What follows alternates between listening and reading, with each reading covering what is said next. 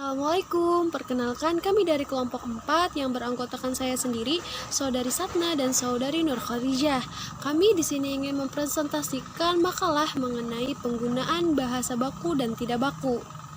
Bahasa baku sendiri telah dikenal oleh masyarakat secara luas, namun pemahaman mereka tidak menjamin bahwa mereka memahami secara komprehensif mengenai konsep dan makna istilah dari bahasa baku. Hal ini terbukti bahwa masih banyak orang atau masyarakat yang tidak mampu membedakan antara bahasa yang baku dan yang tidak baku. Mereka berpendapat bahasa baku sama dengan bahasa yang baik dan benar. Dan banyak sekali penggunaan kalimat yang kita gunakan, tetapi kita tidak menyadari kalau penggunaan tersebut terkadang kurang tepat. Dan hal tersebut tanpa kita sadari dapat mengubah makna, penulisan, dan pengucapannya.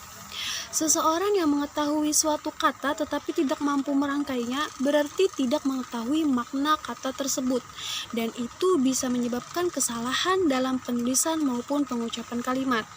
Pada kesempatan kali ini, kami akan memaparkan materi tentang bahasa baku dan tidak baku, yang mana kami harapkan setelah menonton video ini, video penjelasan dari kami, maka bertambah ilmu pengetahuan serta pemahaman kita semua tentang bahasa baku dan tidak baku. Kita masuk pada pokok pembahasan yang pertama mengenai pengertian definisi kata baku dan tidak baku. Kata baku adalah kata-kata yang pengucapan dan penulisannya sudah lazim digunakan dan sudah ditetapkan dalam kaidah bahasa Indonesia yang menjadi patokan bagi pemakai bahasa Indonesia. Konteks penggunaan kata baku digunakan dalam kalimat resmi, baik lisan maupun tulisan dengan penggunaan gagasan secara tepat. Dan Halim berpendapat bahwasanya kata baku adalah ragam bahasa yang dilembagakan dan diakui oleh sebagian masyarakat, dipakai sebagai ragam resmi dan sebagai kerangka rujukan norma bahasa dan penggunaannya. Dengan demikian, bahasa baku dapat disimpulkan bahwasanya adalah kata-kata yang pengucapan dan penulisannya sudah lazim digunakan dan sudah ditetapkan dalam kaidah bahasa Indonesia yang menjadi patokan bagi pemakai bahasa Indonesia. Selanjutnya, pengertian dari kata tidak baku atau bahasa tidak baku adalah ragam bahasa yang cara pengucapannya atau penulisannya tidak sesuai dengan kaidah-kaidah atau standar bahasa Indonesia yang ditentukan. Konteks penggunaannya pun adalah dalam bahasa percakapan sehari-hari. Bahasa tidak baku juga diartikan sebagai satu ragam bahasa Indonesia yang tidak dikodifikasi, tidak diterima, dan tidak difungsikan sebagai model masyarakat Indonesia secara luas, akan tetapi dipakai oleh masyarakat secara khusus. Materi selanjutnya mengenai fungsi bahasa baku dan bahasa tidak baku. Bahasa baku sendiri secara garis besar atau secara umum memiliki 4 fungsi. Yang pertama, fungsi pemersatu, artinya bahasa baku menghubungkan semua penutur berbagai dialek bahasa. Dengan demikian, bahasa baku dapat mempersatukan masyarakat Indonesia menjadi satu masyarakat bahasa dan meningkatkan proses identifikasi penutur seseorang dengan seluruh masyarakat. Fungsi yang kedua yaitu fungsi pemberi kekhasan. Bahasa baku membedakan bahasa itu dari bahasa yang lain. Nah, karena fungsi itu, bahasa baku memperkuat perasaan kepribadian nasional masyarakat bahasa yang bersangkutan. Hal itu terlihat pada penutur bahasa Indonesia. Fungsi bahasa baku yang ketiga yakni sebagai fungsi membawa kewibawaan. Artinya, bahasa baku dapat memberikan wibawa bagi yang bersangkutan dengan usaha mencapai kesederajatan dengan peradaban lain yang dikagumi lewat pemerolehan bahasa baku itu sendiri. Ahli bahasa dalam beberapa kalangan di Indonesia pada umumnya berpendapat bahwa perkembangan bahasa Indonesia dapat dijadikan teladan bagi bangsa lain di Asia Tenggara. Hal tersebut dapat kita saksikan di beberapa tempat bahwa penutur yang mahir berbahasa Indonesia dengan baik dan benar memperoleh wibawa di mata orang lain. Fungsi yang keempat sebagai fungsi kerangka acuan, yang berarti bahasa baku memiliki fungsi sebagai kerangka acuan etika yang menjadi tolak ukur suatu norma atau kaidah untuk dinyatakan benar atau salah. Sedangkan bahasa tidak baku berfungsi sebagai bahasa tutur untuk menambah kenyamanan, keakraban, dan menciptakan suasana menjadi lebih santai saat berkomunikasi dengan teman, keluarga, dan lain hal sebagainya. Baik, di sini saya akan melanjutkan materi tentang ciri-ciri kata baku. Ciri pertama itu adalah tidak dipengaruhi oleh bahasa daerah. Jadi bahasa baku itu tidak dipengaruhi oleh bahasa daerah. Contohnya di sini adalah kata bakunya cabai, dan biasa atau kata non bakunya atau kata daerahnya itu cabe. Contoh kedua besok. Besok itu merupakan kata bakunya, dan esok biasanya kita kan, apalagi orang Banjar, menggunakan kata esok itu merupakan bahasa daerah. Yang ketiga sambal, kata bakunya sambal, dan non bakunya itu adalah sambel. Yang kedua, ciri kedua tidak dipengaruhi oleh bahasa asing. Jadi bahasa baku dari Indonesia itu tidak dipengaruhi oleh bahasa asing. Contohnya di sini adalah kata bakunya itu foto dan non bakunya itu foto. Contoh kedua, kata kedua itu manager dalam bahasa baku Indonesia, dan non bakunya atau bahasa asingnya itu adalah manager, pakai dengan menggunakan huruf G. Contoh ketiga kreatif, kata bakunya adalah kreatif dan non bakunya kreatif. Yang ketiga bukan merupakan bahasa percakapan. Bahasa percakapan maksudnya di sini adalah bahasa yang informal atau tidak resmi, atau bahasa yang kita gunakan dalam sehari-hari dengan nuansa santai, tidak resmi. Jadi contohnya kata dengan atau sama. Biasanya kita kata non bakunya itu dengan. Ketika kita bertanya dengan seseorang dengan menggunakan kata baku atau bahasa baku itu adalah dengan siapa Anda pergi, kan dan ketika kita bertanya atau dalam keseharian kita itu menggunakan sama siapa kamu pergi, gitu kan. Yang keempat, pemakaian imbuhan secara eksplisit. Maksud kata eksplisit di sini adalah dengan tegas, menggunakan imbuhan dengan tegas agar seseorang dapat dengan mudah memahami apa yang kita ucapkan. Apa maksud dari perkataan kita. Contohnya di sini adalah kata bakunya yang menggunakan imbuhan adalah ia bekerja keras. Jadi kata be di sini mempertegas atau memperjelas kalimatnya. Dan kata non bakunya itu adalah ia kerja keras. Jadi kata non baku di sini tidak kita tidak memahami apa yang diungkapkan karena tidak menggunakan imbuhan. Terus kalimat kedua itu Tyson menyerang lawannya. Jadi harus menggunakan imbuhan supaya seseorang mudah memahami apa yang kita katakan.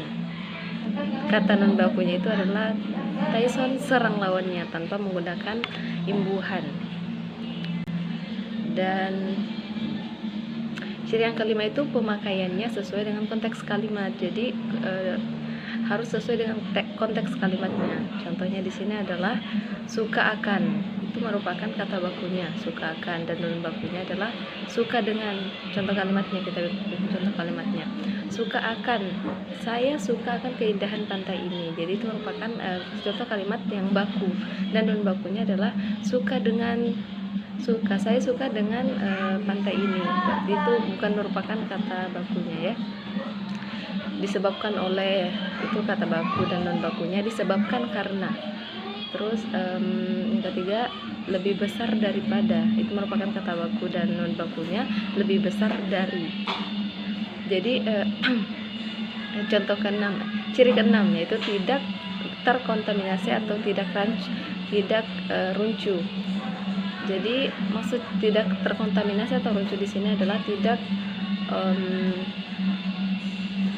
beraturan atau kacau, tidak beraturan. Contohnya kata bakunya berkali-kali, seharusnya berkali-kali, dan non bakunya itu adalah berulang kali. Di sini berulang kali merupakan kata yang tidak runcu atau tidak terkontaminasi atau tidak teratur.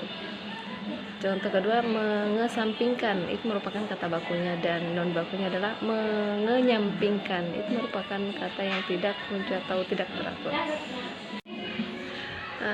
Ciri ketujuh itu tidak mengandung arti pleonasme. Maksud dari pleonasme di sini adalah penggunaan kata-kata yang melebihi dari kata yang diperlukan. Contohnya di sini kan kata bakunya hadirin, kata non bakunya para hadirin. Seharusnya di kata non baku di sini sudah hadirin itu sudah menunjukkan kepada sesuatu yang banyak atau orang banyak, dan kata tambahan para di sini sangat merupakan penambahan yang berlebihan dan mubazir kata kalau kita bilang. Terus pada zaman dahulu itu kata bakunya pada zaman dahulu kala, itu merupakan kata yang tidak baku. Pada zaman dahulu kala itu berlebihan dalam penggunaan katanya. Seharusnya kala ini tidak usah dicantumkan gitu. Contoh ketiga itu maju, kata bakunya itu maju, tapi kadang ada seseorang mengatakan maju ke depan. Seharusnya ini tidak bagus ya, karena ini merupakan kata yang tidak baku. Maju itu berarti sudah ke depan gitu maksudnya. Dan ciri yang terakhir itu mengandung hiperkorek. Maksud dari hiperkorek adalah tindakan yang menghendaki atau membuat sesuatu kerapian atau kesempurnaan yang sangat berlebihan sehingga hasilnya malah sebaliknya. Maksudnya mereka berkeinginan untuk merapikan atau memperindah kata-kata, tapi hasilnya itu tidak sesuai yang diinginkan atau sebaliknya. Contohnya di sini kata bakunya itu insaf, dan kata non bakunya atau kata hiperkorek yang ditimbulkan itu insyaf. Sah jadi syah. Syukur seharusnya syukur, tapi malah dirubah menjadi syukur gitu. Itu merupakan kata yang tidak bagus.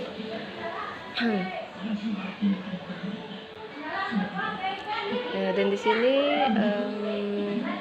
kita beralih ke ciri-ciri kata yang tidak baku.